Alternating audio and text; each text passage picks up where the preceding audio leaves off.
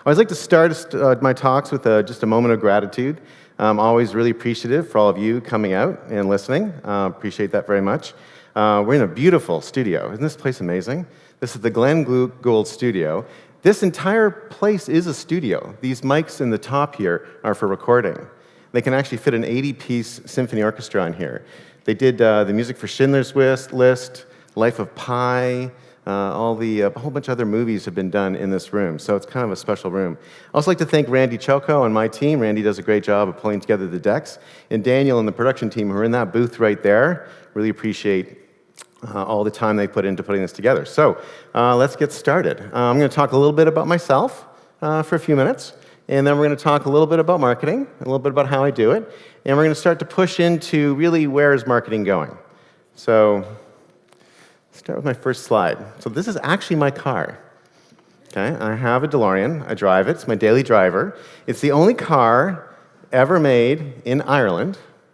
So we always get to go in the St. Patrick's Day parade and put our wings up. And a lot of what I like to talk about is where is marketing going in the future, and how do you as marketers grab the future and run towards it? Because too often I see marketers afraid of the future. Or afraid of changing their current role. And I'm going to give you a real rallying cry to grab it and run forward as fast as you can. I always get asked, does the car have a flux capacitor? And it has 3, because I get asked that question all the time. And there's a Mr. Fusion in the trunk. So it's fully equipped. If you're ever in Seattle, happy to give you a drive. Quick thing on my name. My name's a little odd. Grad Conn. It's a bit of an unusual name.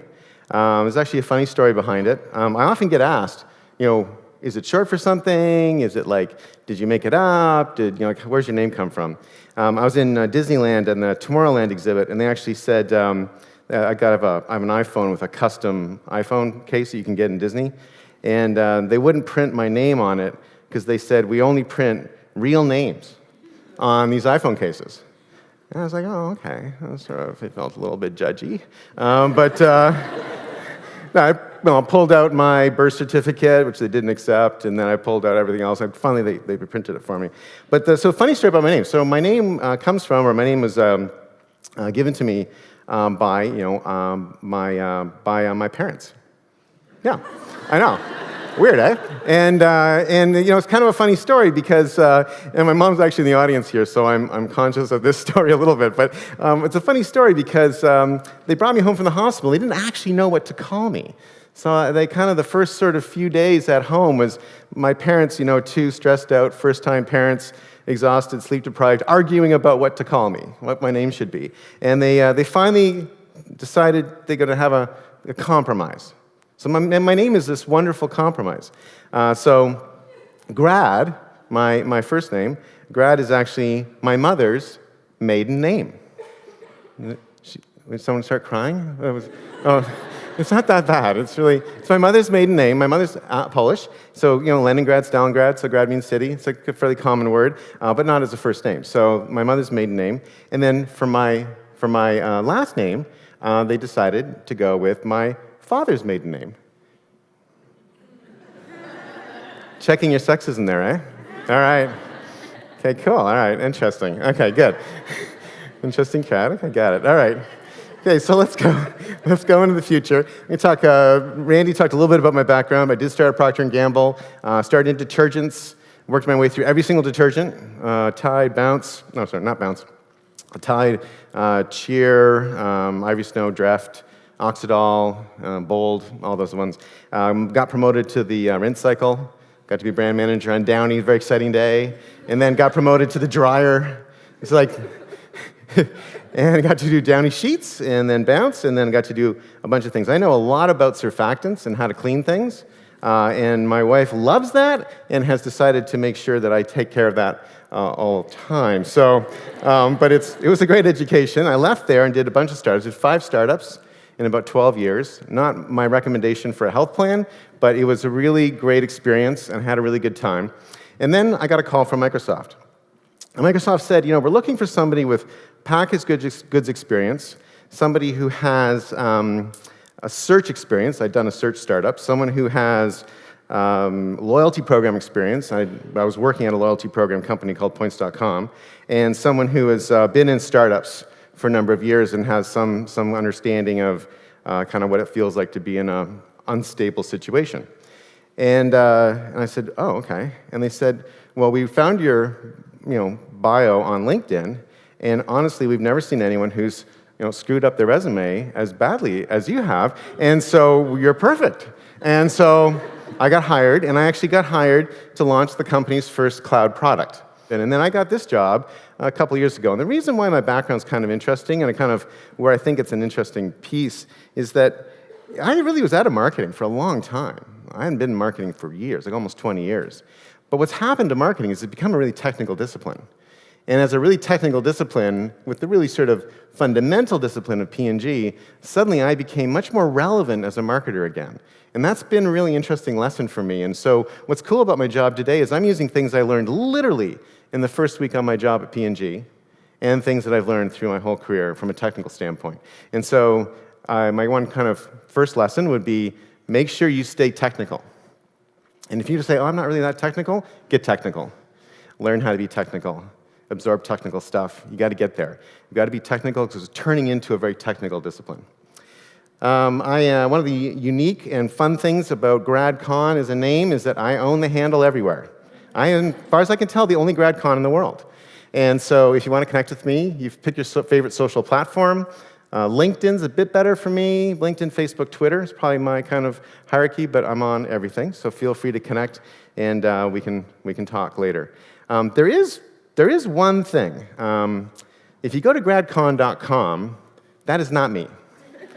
I don't know why I didn't register it. I just never crossed my mind that, so, Foxconn makes all the iPhones. So someone decided they're going to copy Foxconn and do something called Grad Conn, and they put this site up. And they've been in business for years. I keep thinking they're going to go under, and they seem to be doing it really well. It's super irritating, and they keep trying to take my Twitter handle and take it back and forth. And the thing that really pisses me off is if you read in the top left-hand corner there, they claim that Grad Conn offers tiny connector solutions, and I just want to say, there's no problem in that department. I'm outraged that they would say something like that. It's completely unfounded. And so it's summertime, so we've all had a chance to get a bit of a break. So I always like to talk a little bit. Everyone have a good summer vacation? No, okay, well, that's interesting. So I do, sometimes I have people sort of come to these presentations and say, gee, I really hope Grad talks about, Zune. Which I actually will a little bit. But anything that you want me to make sure I cover? This is the audience participation section of the presentation here. Anything you want me to cover? Just ramble on, Grad, no problem? What's it like to be a CMO? Okay, I will definitely talk about that. What's startup marketing? Okay, yeah, that's good. Yeah, I'm going to actually get into that, because I'm going to show you a lot of what I do, but I'm going to talk about how it fits into a startup context. That's an awesome question. Yeah, you get a free Zune. Congratulations.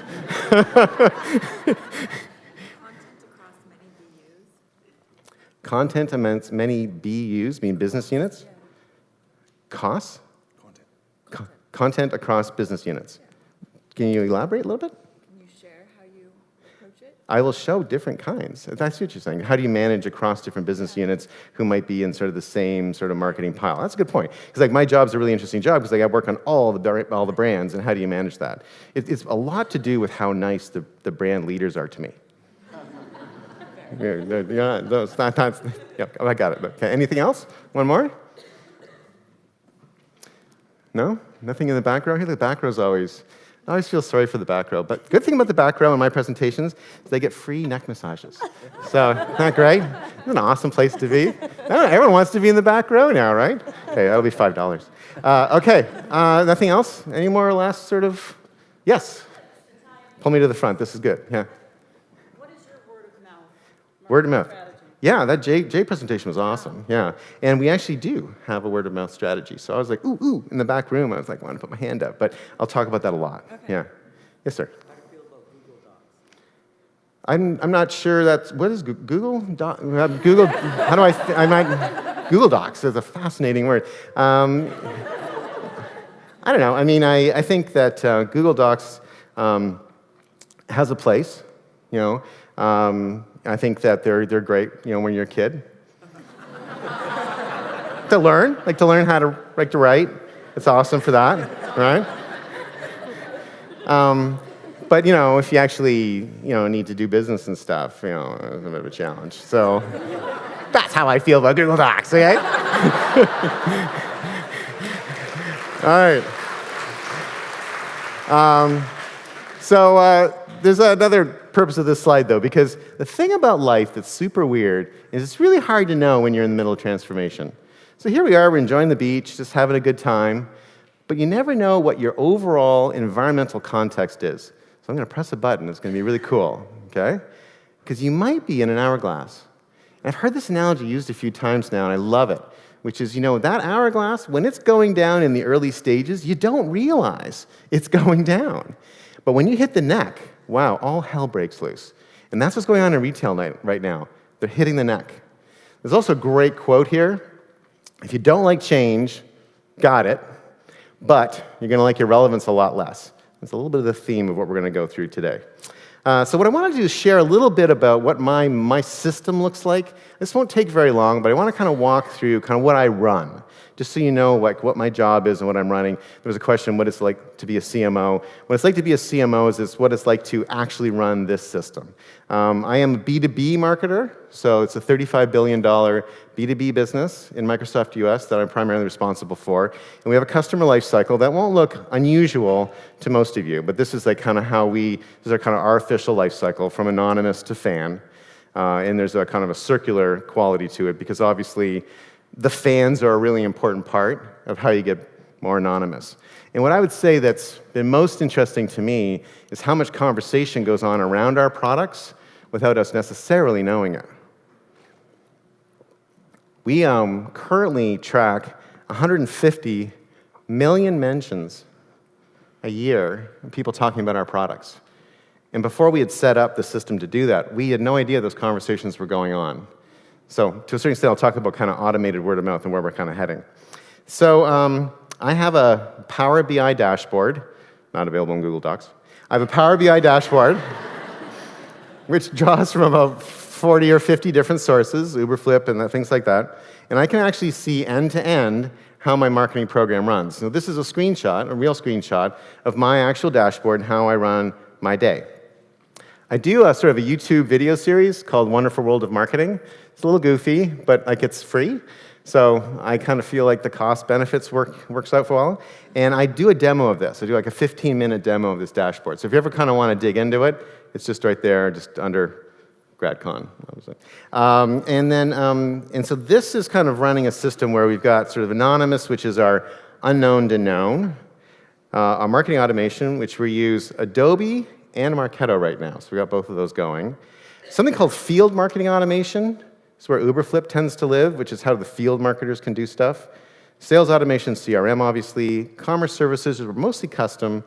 And then customer service software, which is actually one of the oldest categories, but is kind of the place where I think probably the most innovation could occur.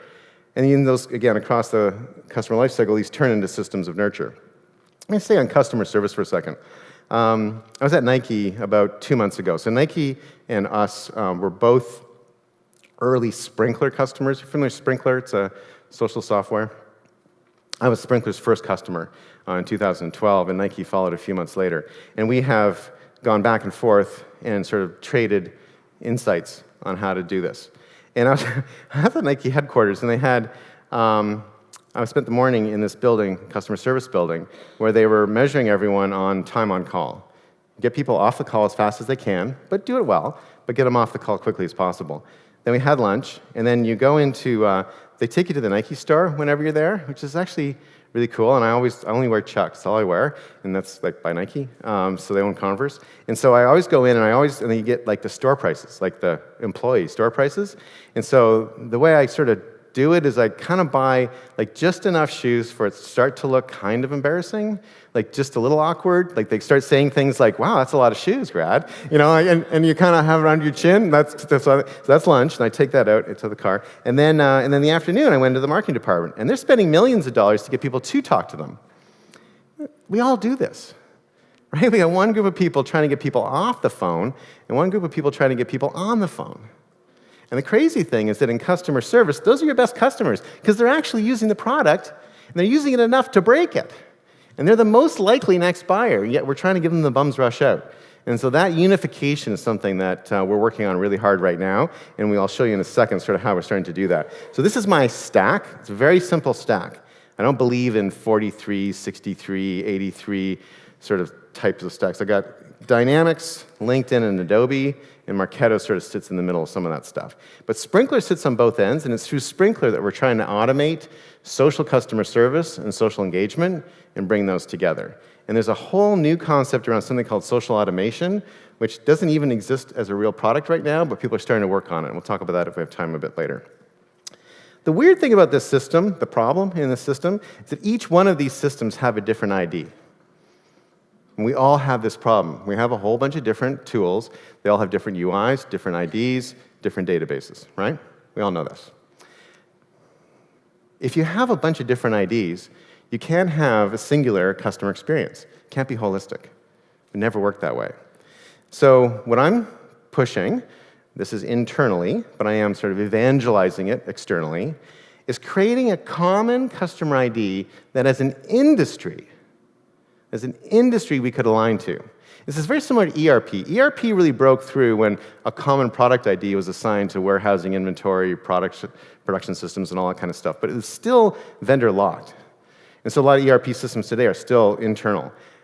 If we had an industry standard customer ID that every single marketing vendor could align to, then we would all be able to use any tools we wanted and have a holistic view across the board. It would also spur innovation, because when there's not vendor lock, we'll move faster because it's less risk. Take on a new tool, no big deal. Got the customer ID, still in a common database. So we just formed a strategic relationship with Dun & Bradstreet and their DUNS number, and we're actually implementing this. You'll see some big announcements at our Envision conference. And with this common customer ID, we'll be able to unify all of our systems and have a single point of view. Now, why is that important? Well, the important thing is that we are at a very early stage in marketing technology. Like super duper early. There's 5,000 different logos out right there. If you ever follow Scott Brinker and chiefmartech.com, if you don't, read it every day. chiefmartech.com, Scott Brinker, fantastic blog. But we are so early. And in fact, where we're heading is going to be dramatically different from the kind of tools that we're using today. Bill Gates came back to the company when Satya was promoted to CEO. Not everybody knows that. And the one thing that he does every single week is he's in marketing technology reviews. And the MarTech reviews that he's in are for AI. And he's in AI tech reviews. And what happens is if you have a common customer ID, you can now take everything about the customer and have a singular view of it, and then allow sort of natural interfaces to occur as opposed to the tools we have to use today. And things that are not marketing as well. Like the biggest blind spot we have as marketers is we look at our customers from the standpoint of their marketing interactions. But if I go into someone's office and they have a framed picture of Steve Jobs behind their desk, I'm going to have a very different conversation with that person than if they go in and they've got a Halo prize on their desk. Right? Do they own Microsoft stock? That will actually tell me about their propensity to buy. I need to know those kinds of things. And so being able to get to this sort of interaction cloud is something that allows us as marketers to be a lot smarter about what our customers are doing and be able to give our customers a much better experience. So the next clip I'm going to play is from 1994. Some of you may have seen this. It's one of my favorite all-time clips. So I had left Procter & Gamble early '94 to start a web startup, and I got mocked mercilessly. Oh, what are you doing, spider farming? And like just all sorts of crazy stuff, right? Or what's the web? Or that sounds dumb. Or you're never going to make any money. Or you'll be back. Anyway. And it keeps going though. It was like that when social came out. It was like that when e-commerce. No one's ever going to take credit cards. Like remember that? No one's ever taking credit cards online. That's stupid. Amazon's ever going to make money. I remember having dinner with an investor telling me, yeah, Amazon's just giving books away for free. That'll be over pretty soon. Well, probably wouldn't have been a nice idea to have bought Amazon stock back then. Anyway, so this is Katie Couric and Brian Gumbel, and they're in a really weird mood. I think it's early in the morning, and they're kind of in a strange mood, but just listen to the dialogue. Back now at 56 past, I wasn't prepared to translate that as I was doing that little tease. Oh, that's that little mark with the A and then the ring around it. At? See, that's what I said. Mm-hmm. Katie said she thought it was about. Yeah. Oh. but I'd never heard it. Around I'd never or heard it about- said. I'd always Around. seen the mark, but never heard Yeah. it said. And then it sounded stupid when I said it. Violence at NBC. What would be around big or fight about? up in the lunchroom the other See, week. there it is. Violence at NBC. GE com. I mean, Well, Allison should know. What do you is say to that, internet Allison? anyway? Internet is that Massive computer right, network. the one that's becoming really big now. What do you mean? That's big. How does one? What do you write to it like mail? No, a lot of people use it and communicate. I guess they can communicate with NBC writers and producers. Allison, can you explain what internet is?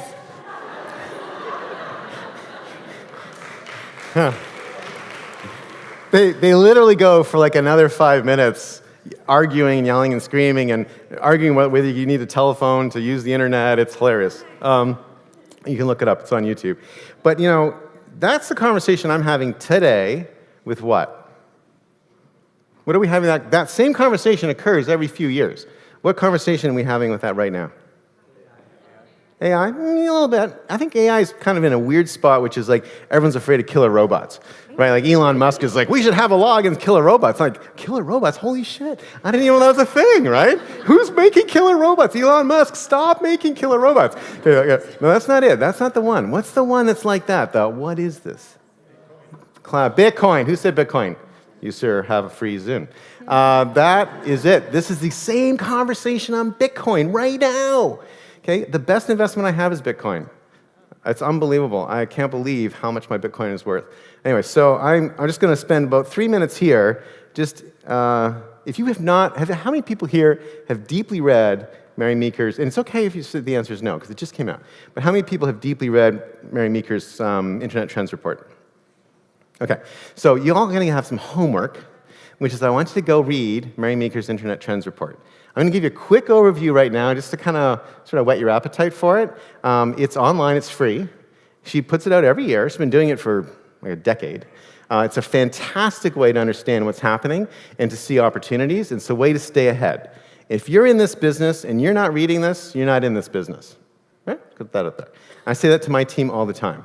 All right, so I thought I'm just going to point out some of the most interesting slides, because it's a 355 slide deck. So it's significant. There is an online video where she goes through it. Not all, obviously, not all 355, but there are 350. So let me just kind of point them out really quickly. So that one on the top right, the bottom left one, it's really critical. The one in the middle, don't miss that. And then top left and middle right, two up from the bottom. Okay, got that? All right. So this is a good summary, though. So this is a great summary of what's in there. Couple things that just to think about. Half the world's on the internet now. Half. And 23 years ago, it's like, what is internet? Half of us are on it. Almost 6 hours a day on the internet. Think about that for a second, right? Almost half the people have a smartphone. The average person checks their smartphone 150 times a day. A couple of you in this room have checked it 150 times in the last 15 minutes. We're spending 10 times as much time on smartphones as we did when they first got introduced. And this is the one where, you know, like I said, I was talking to Randy last night, and I'm trying to convince him to be more mobile-centric, but in the back of my mind, and I didn't say this to Randy, in the back of my mind, I'm like, oh my God, you can't be behind on mobile, because that's already almost over. It's going to voice. Like, all this UI stuff we've been doing all these years, it's already out the window before you know it. 20% of all queries are now voice on smartphones, and most people are using smartphones to access the internet. How many people here have an Amazon Echo, like the Alexa? Okay, you're in Canada. What does that mean? They don't ship them here? You can't buy Echoes here? Well, yeah, but the States is like 5 miles away, right? Well, that's outrageous. Okay, well, when the Echo, I'm embarrassed. I can't believe that's even a true thing. But when the Echo's introduced in Canada, you got to all run out and get one. Okay, it'll totally change your conception of what marketing is and how people interface with computers. A few other things on the right-hand side, you can kind of look at it when you go through Mary Meeker's report. But one thing I thought was interesting, number one social activity, gaming. And when I say social, did you think gaming? No, you weren't thinking gaming. Facebook's just close, but gaming's number one. So, and gaming's a beautiful section in this Mary Meeker report on gaming. Talks about how gaming has influenced so many other categories. Her point being, be smart about gaming, you'll be smart about a lot of other things. It's very cool. One slide I want to highlight, this is just one slide from her deck, and this is where smart marketers read this, because this is where you'll find this kind of stuff, which is, where are there opportunities? And opportunities always exist when consumer behavior accelerates ahead of company motions, right? Company business motions. So it's so hard to always convince people to do something new in companies, that companies are always behind the actual motion of consumers. That's always true. Okay, we were more people looking at the web than TV long before we were spending as much on the web as we were on TV. Okay? And so this is an interesting slide where she talks about how much time people spend in a type of media and how much money we're spending in that media. And it's fairly even for radio, TV, and internet. But in print, it's overbalanced, but that's partly driven by fashion brands they're using that as a different kind of channel. But look at mobile. We're spending way more time on mobile than we're spending on mobile. And I think some people need to buy some golf clubs, right? So look at that, think about that, get your teams forward on that. How many people have been to the World Economic Forum in Davos, Switzerland? Okay. That's just my billionaire test, just to see. Okay, no billionaires in the room. All right, okay. There's so many private planes at the airport this year, they had to send them all, half of them to Zurich. Anyway, so it's this really cool thing, and all these people get together and they talk about where the world is heading. And in this last year, they talked a lot about where we are today as a global community, and that we're in something called the Fourth Industrial Revolution. And the reason I'm bringing this up and sort of showing these examples is I'm trying to kind of reinforce for all of you is that it's hard to see when you're in the middle of a revolution. But we are. We're in the middle of a huge revolution, right? And so let me just talk about what industrial revolutions have been. So the original industrial revolution, steam, locomotives, machines, great time. It's kind of when the industry started. This is where I think they're still trying to race horses against locomotives. Locomotives won.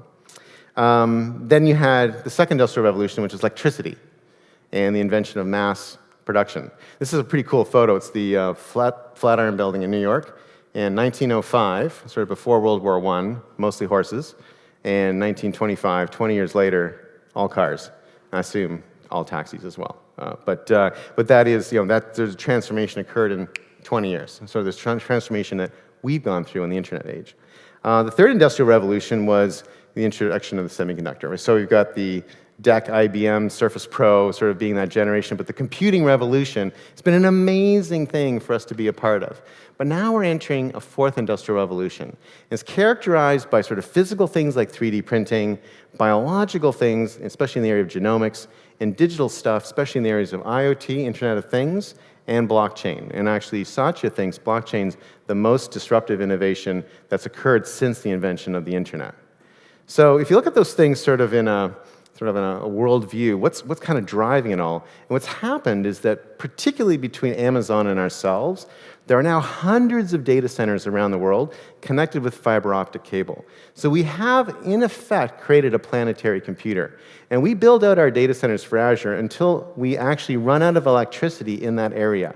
Like we use up the electrical capacity of an area, and then we build another one somewhere else. It's starting to become we actually, on a daily basis, we're consuming the same as the electrical output of the entire state of New Hampshire, just in Azure data centers. And it's becoming such a challenge that we're having to come up with our own power techniques. So we've got a solar collector station going in New Jersey.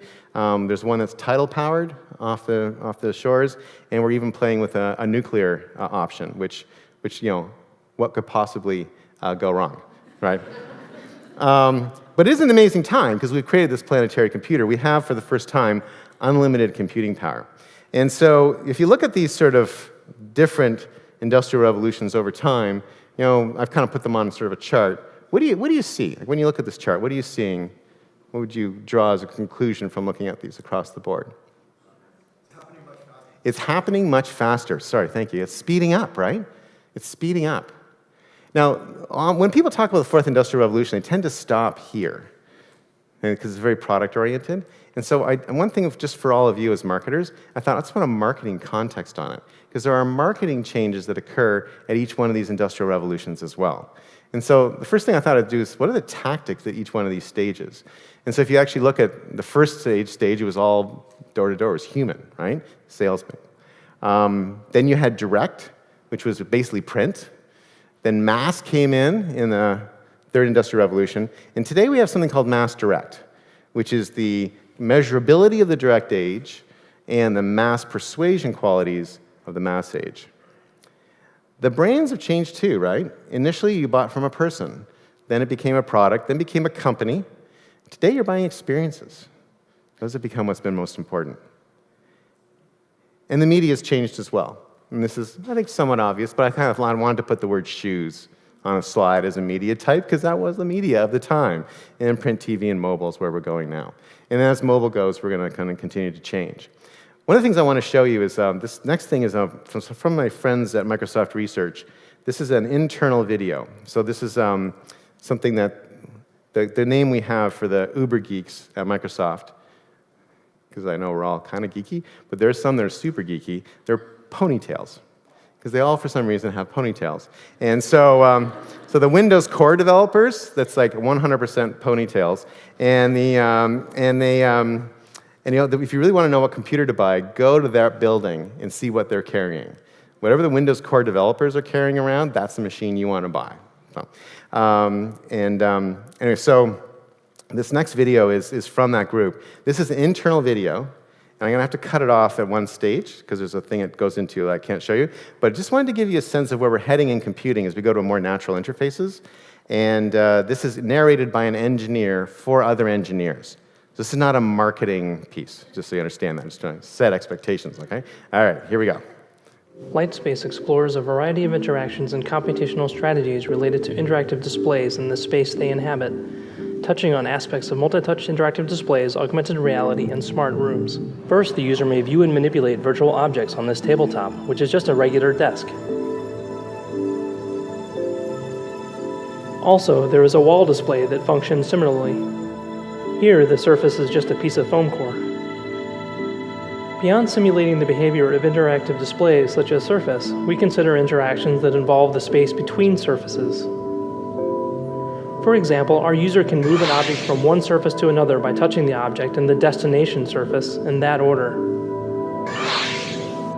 An object may also be picked up by sweeping it into the hand. The object is depicted as a sphere that can be held and rolled in the hands and arms.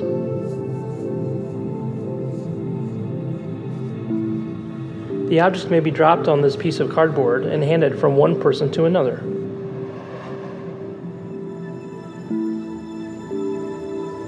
The held object can be dropped directly on an interactive surface. It may also be placed on an interactive surface by touching the destination with one hand while holding the object in the other.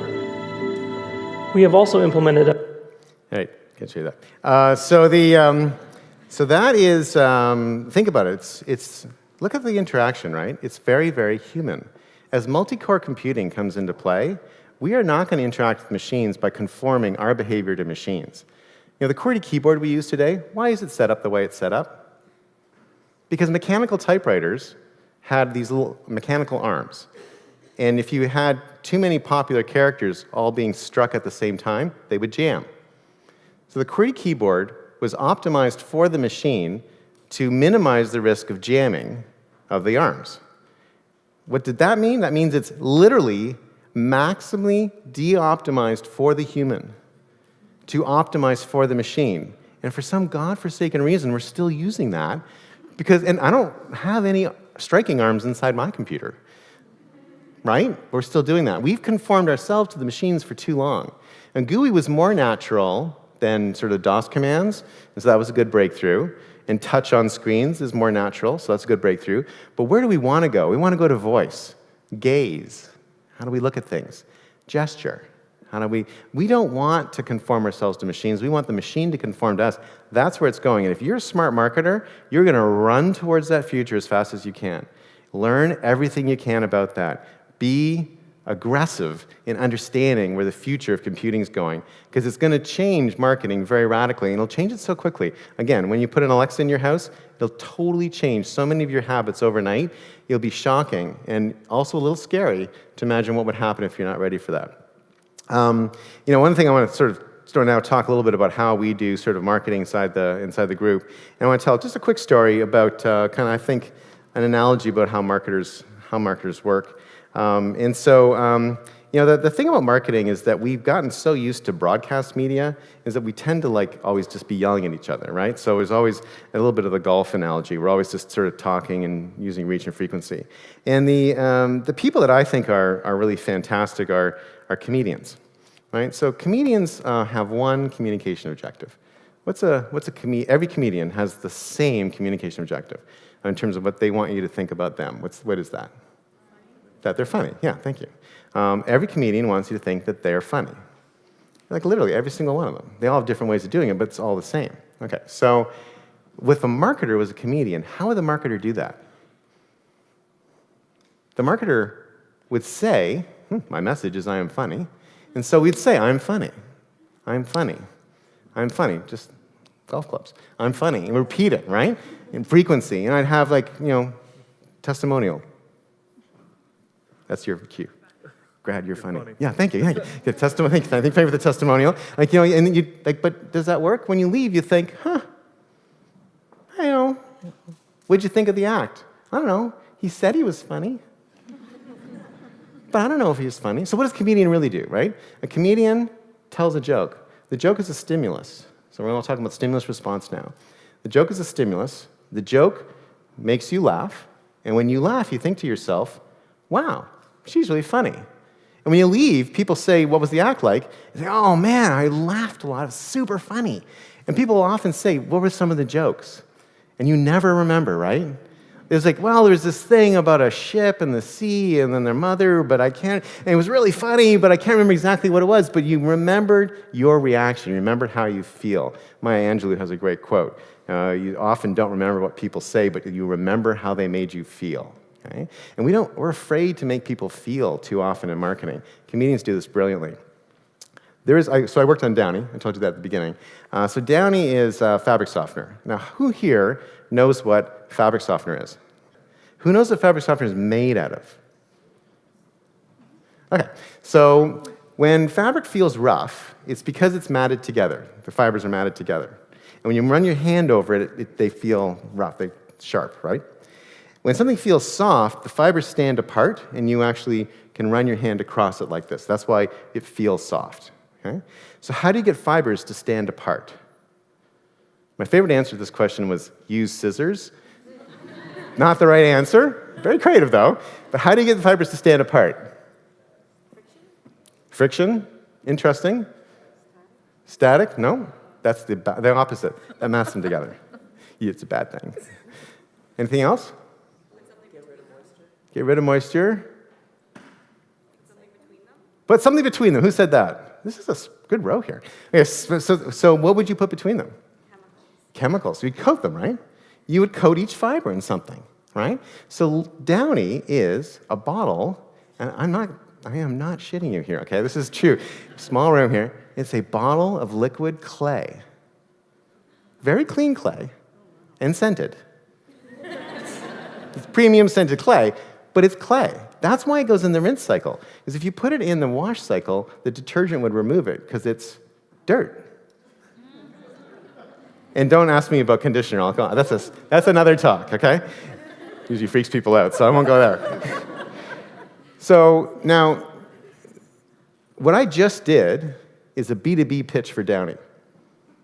Right? I talked about how it works, how the feel works. I talked about what it's made out of, premium quality ingredients. That's how we mostly sell stuff, right? That's not how I sold Downy, right? If anyone's ever purchased Downy in this room, potentially for the last time, but what Downy what we found is that people who like to do that, who like to put something in the rinse cycle, they're called dedicated launderers. And for them, laundry was a really important part of how they showed their family that they love them. I'm not making fun of that. It was a really important, I actually do the laundry in my family, and I get real deep satisfaction out of putting a nice sort of pile of clothes on the bed, and I'm a dedicated launderer. I don't use Downy, but I'm a dedicated launderer. Okay. And so Downy's selling idea is Downy is love in a bottle. And if you watch a Downy ad, it's, moms running through fields and children and blankets and it's flowers and it's love, right? It's beautiful. Okay? That's what it is. All right, so keep that in mind for a second. But there's another one, just my wife was brand manager on what used to be called Oil of Olay. It's now Olay. But Olay's got a similar idea. So Downy's love in a bottle. So what would Olay be in terms of beauty in a bottle? Is pretty good, yeah, but it's not it. Youth in a bottle, not interesting, not quite there. What's that? Immortality. Wow. Holy shamoly. I'd like to have that in a bottle. No. Nothing else? Self-care? Okay, we're starting again. Okay, let me go. It's hope in a bottle. It's hope in a bottle. Because, we all get old. It doesn't make a difference. Anyway, B2B. So when you're selling in B2B, it's a kind of a fascinating category because it's the one category where you're only selling one thing. Everybody in B2B, whether you're selling tractors or whether you're selling software, doesn't matter. All of us, everyone who's selling B2B is selling one thing. What's that one thing?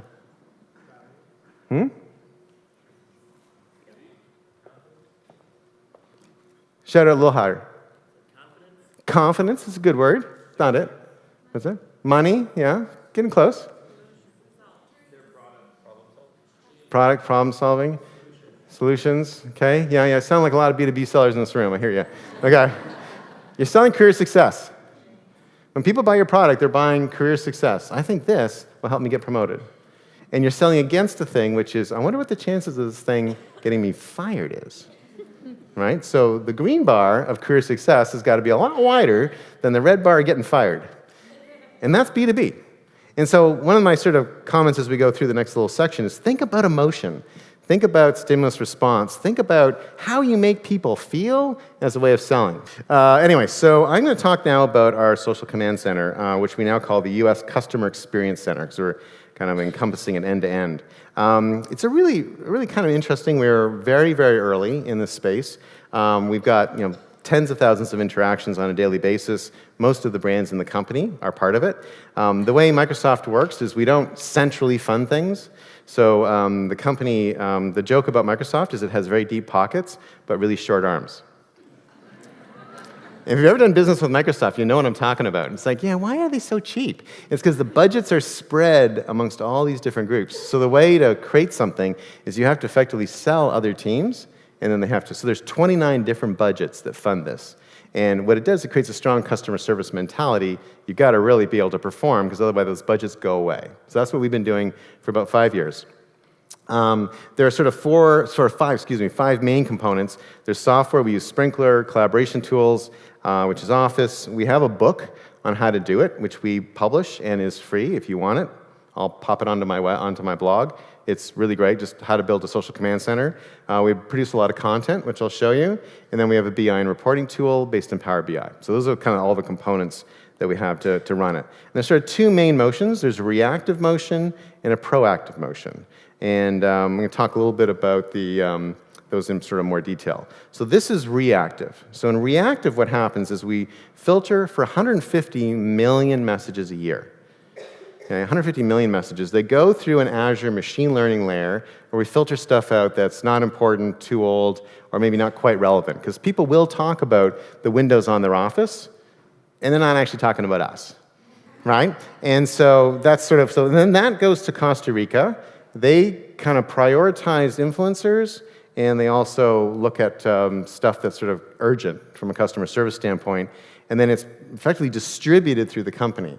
So it's not just a marketing motion, it's engineering and PR and marketing groups and business groups, everyone is in there. And there was an earlier question about, how do you deal with multiple business groups? Well, we're all in sort of one motion together, and the fact of the matter is that many of our customers are using more than one of our products, and so it's done in this very kind of collective, collaborative framework, particularly customer service. On the reactive side, it's a little simpler, which is we've centralized all social buying in the company through the Customer Experience Center and then pushed out impressions from there. And that's a really important thing to do because we had lots of people with credit cards doing lots of itsy-bitsy sort of buys. So we got that fixed. Let me talk a little bit more about reactive because it's kind of a cool category. So there are sort of four kind of key things. Support. Often a lot of support we can handle ourselves or we'll pass it on. There's prospects. People say, hey, I'm thinking about buying CRM. What's out there? Fans, help amplify that fandom, make them more excited. And then, detractors, which we can sometimes turn around. You have to be careful there, but sometimes if you can solve their problem, they're pretty enthusiastic. And we produce all these little micro bits of content. Now, I talked a lot about P&G today. One of the things about P&G that was kind of frustrating is it took a long time to make advertising, and it still does in a lot of cases. So the joke we would have is that, and this actually was joke/sad because it was true, is that it would take us about 9 to 10 months to produce a TV commercial at P&G. And at that time, the Japanese could crank out a super tanker in 8.5 months. So we were underperforming versus super tanker manufacturer, right? And for like a 30-second TV commercial. And what's beautiful about this system is that we're doing hundreds of these a week. And the motion is so fast that you stop with that brand approval and getting everyone to stamp off on it, and you stop with opinions. It's like if it works, it works. If it doesn't work, it doesn't work. Someone asked me a question earlier about startups. This is how you do a startup. Lots of content really fast, and you don't worry about being so precious with it all. I'll give you some sort of interesting examples of where it can really kind of hunt. So we have the big insight we've had on Xbox last few years is that the thing you hold is actually a pretty important part of the experience. So we've been investing more and more in controllers. And so Laura Bailey, who's a well-known sort of voice actor in the game space, loved her controller, put a picture of it up, and just posted it. We picked that up to the Xbox tag, and then we responded to her, and we made an ad with her handle, a picture of her in kind of Gears of War setup, and then we had this achievement unlock thing we do in the Xbox team, and reached 10,000 people with that. Because the retweet rate on these is about 98%. People love when we make an ad and send it back to them. Freaks them out sometimes, but they love it. I mean, the weirdest one I saw was someone once said we had done an ad using their handle, sent it back to them, and the person said, "Today is the greatest day of my life." Microsoft made an ad about me, which I felt really great about in one way, because it was really nice to have given that person the greatest day of their life. And on the other hand, how you feel right now. This was an interesting one. A web cartoonist just posted a thing about Overwatch, big game. We picked that up. We sent a message back to him using his style in our ad, saying, "Hey, glad to hear you're so drawn to it," and drew him. That was got onto Reddit and you can see the amplification that's occurring there. And then he drew one back to us about him. Okay, and you see how that kind of goes. That's like word of mouth. You can automate this kind of stuff in some ways by effectively engaging with people in social in a very human way. The risk is you've got to have the bravery to not have to approve every single message through 50 layers of management. Okay, but if Microsoft can figure that out, everybody else can. Okay, everybody else can figure that out if we can figure it out. This is 5 Seconds of Summer, very famous band. Probably a lot of fans in this room. The lead singer said he missed his Xbox. We did a post back saying, "We hate for you to be wasting your time alone," and used some of the lyrics from their songs. 65 million people ended up seeing this ad. Just natural amplification across the social platforms. This is one of my favorites. So someone we don't know, someone named Dave Hinkle, he posted a picture from E3. E3 is the big game conference, and just two people standing beside each other with different jackets, one PlayStation, one Xbox, and he had a quote from Shakespeare. And I don't know, these people, I don't even know each other. Maybe he's asking the directions to the restroom, right? So, but they're sort of standing beside each other, and we thought, hey, let's bring them a little closer together. And so we made it into a love story, and that reached a lot of people. And then it got picked up, which was kind of fun. So Game Zone, Microsoft approves of interconsole relationship, which is like just dirty enough to kind of be sort of interesting, but not too dirty. Anyway, we thought that was kind of fun. We had a lot of fun with that. This was pretty buzzy a few months ago. Someone named Lizzie Fenton, she did this really cool PowerPoint deck that she sent to someone she had a big crush on why he should date her. And it's like got all these like facts about her and all these really cool things about. There's actually there's a Channing Tatum wanted to ask her out, but she's way out of my league. So these are the testimonials we were doing a few minutes ago. She's my phone background, Miss America 2012. Anyway, so it was a big deal. Like it got all over the place, and we decided we got to respond to her, and we said, "Hey, you forgot one slide. You're pretty dang great at PowerPoint," which she then retweeted as sort of part of that campaign, and that reach just continued to amplify. And then it got picked up by USA Today and Refinery 29 and a whole bunch of other publications. These are just really fun ways of interacting with people. And what I love about this, it's such a different way from the way I started my career, is that we're talking to people. We're talking to actual individuals and talking about things that they care about. It's actually quite wonderful. This is someone younger. New Star Wars movie came out 2 Christmases ago. Someone called Emo Kylo Ren, big character in that movie, said, "Hey, I wish it would stop marking my name in red because Kylo Ren is not part of the official word dictionary right now." And the normal response to this would be, "Hey, dummy, right-click, add it to your dictionary." Right? It's not that complicated, right? So we could have done that. But we went like a little further, which is we went, basically we said, kind of, "Hey, dummy, right-click, add it to your dictionary," but did it in a really nice way. And we said, "Look on the dark side, at least the color matches your saber," and it got a bunch of amplification. So we basically did customer service while having a lot of fun with the character at the same time. And I love this one just because I'm a Star Wars fan. So engagement models in reactive, sort of similar idea. We've got evergreen, constantly being able to update. Sort of Tuesdays are server Tuesdays. We have events that we're advertising all the time, so we push those out as well. We can amplify things that we want to get more attendance at, and then we also do offers all the time, right? So that kind of stuff goes out, and we've got lots of fun things we do here. Concatenate is one of my favorites. I love that one. But what's so fun about these is that they're all on brand, but we're cranking them out so fast that you don't have that sort of tendency to get sort of all choked up on what you're producing anymore. And it is a really, really, really fun way to do that. All right, so where's this all going? Traditional marketing organization, typical of what I've been running the last few years.